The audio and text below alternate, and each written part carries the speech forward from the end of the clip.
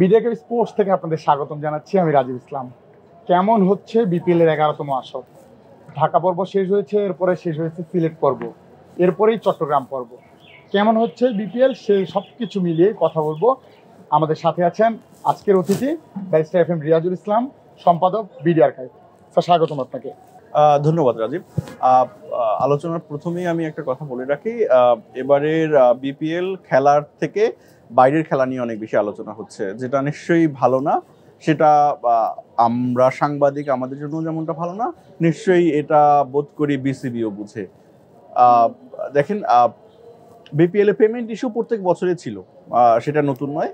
কিন্তু এবার যেটা সব থেকে বড় ঘটনা, সেটা হচ্ছে বাংলাদেশের কোনো প্লেয়ার বিপিএল অথবা বাংলাদেশের চলাকালীন কোনো ম্যাচ শেষে পোস্ট ম্যাচ প্রেস কনফারেন্সে স্পট ফিক্সিং বা ইরেগুলারিটিস নিয়ে কোনো কোয়েশ্চেন ফেস করছে, এবারই প্রথম। নিশ্চয়ই এটা বিসিবিরও ভালো লাগেনি। আপনাকে আরও বলে রাখি, এবার বিপিএল নিয়ে শুধু যে বাংলাদেশি সাংবাদিকরা নিয়ে নেতিবাচক সংবাদ প্রকাশ করছে তা নয়।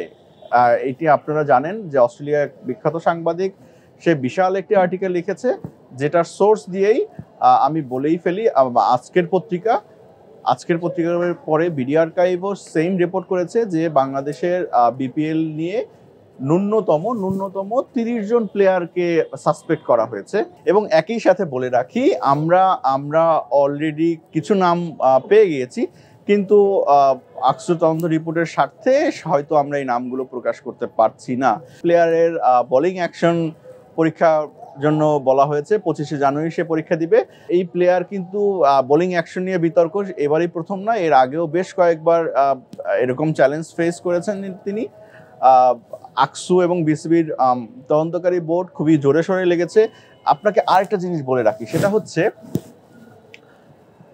প্রত্যেকবার আমরা শুনি ফ্র্যাঞ্চাইজি প্লেয়ারদের, এবার কিন্তু ফ্র্যাঞ্চাইজি মালিকদেরকেও সেই লিস্টে রাখা হয়েছে, যেটা আসলে খুবই ইন্টারেস্টিং। একই সাথে আমরা বলে রাখি যে এবারের যে মাঠের যে আকৃতি, সেটা নিয়েও বিতর্ক আছে। দর্শক, আর কিছু না বলি, আমরা বাংলাদেশ ক্রিকেটের উন্নতি চাই। ধন্যবাদ রাজীব। ধন্যবাদ স্যার আপনাকে। কথা বলছিলাম এবারের বিপিএল এর 11তম আসর নিয়ে বিডিআর কাইভের সম্পাদক ব্যারিস্টার এফ এম রিয়াজুল ইসলাম স্যারের সাথে। কেমন হবে আগামী পর্বগুলো সেটা এখন দেখার পালা। এরপরে শুরু হচ্ছে 26 তারিখ থেকে ঢাকা পর্বেই শেষ হয়ে যাবে 11তম আসর। সেটা দেখার জন্য সঙ্গে থাকতে হবে বিডিআর কাইভ স্পোর্টসে।